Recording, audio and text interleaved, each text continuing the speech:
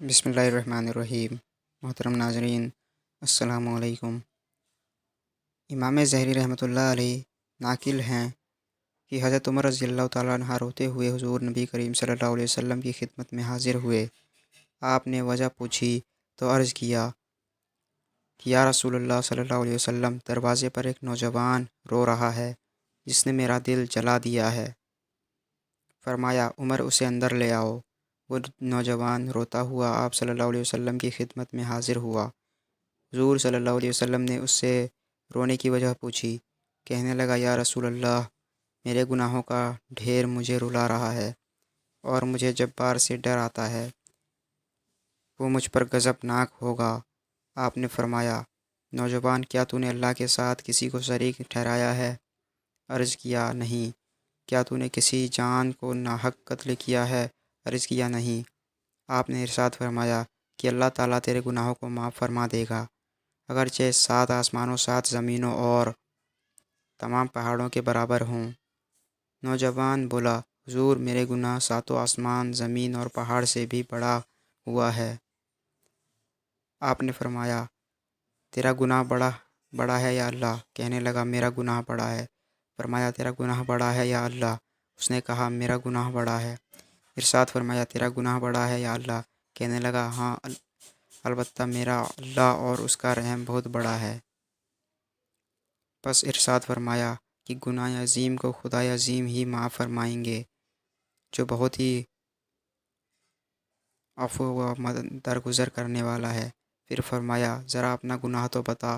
اس نے عرض کیا، یا رسول اللہ صلی اللہ علیہ وسلم، مجھے آپ سے حیا آتی ہے۔ آپ نے پھر پوچھا۔ کہنے لگا، میں کفن چور تھا اور 7 سال تک یہی پیشہ کیا۔ ایک دفعہ انصار کی ایک لڑکی فوت ہوئی، میں نے اس کی قبر کھودی، کفن اتار کر چل دیا۔ ابھی تھوڑا دور ہی گیا تھا کہ شیطان نے مجھ پر غلبہ پایا اور میں نے لوٹ کر اس سے مجامعت کر لی۔ ابھی میں قبر سے نکل کر تھوڑی ہی دور گیا تھا، کیا دیکھتا ہوں وہ لڑکی کھڑی پکار کر کہہ رہی ہے، اے نوجوان، تجھے قیامت کے دن جزا و سزا دینے والے سے حیا نہیں آتی، جس وقت وہ اپنی کرسی فیصلے کے لیے رکھے گا اور ظالم سے مظلوم کا بدلہ دلوائے گا۔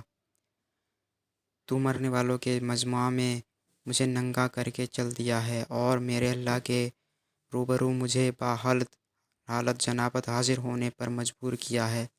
یہ سنتے ہی حضور صلی اللہ علیہ وسلم اچھل کھڑے ہوئے اور اس کی گدی پر ایک تھپڑ رسید کیا اور فرمایا، فاسق، تو بس آگ کے ہی لائق ہے، دفع ہو یہاں سے۔ نوجوان وہاں سے نکلا، 40 راتوں تک اللہ کے حضور توبہ کرتا مارا پھرتا رہا۔ 40 راتوں کے بعد آسمان کی طرف سر اٹھا کر کہنے لگا، اے محمد صلی اللہ علیہ وسلم کے خدا، آدم اور حوا کے معبود، اگر تجھے میری توبہ منظور ہے تو حضور صلی اللہ علیہ وسلم اور آپ کے صحابہ کرام کو اس کی خبر دے دے، ورنہ پھر آگ بھیج کر مجھے جلا دے اور آخرت کے عذاب سے نجات دے دے۔ اتنے میں جبرائیل علیہ السلام تشریف لائے، سلام کہا اور اللہ تعالیٰ کی طرف سے آپ صلی اللہ علیہ وسلم کو سلام پہنچایا۔ جبرائیل علیہ السلام نے کہا کہ اللہ تعالیٰ فرماتے ہیں، کیا مخلوق کو آپ نے پیدا کیا ہے؟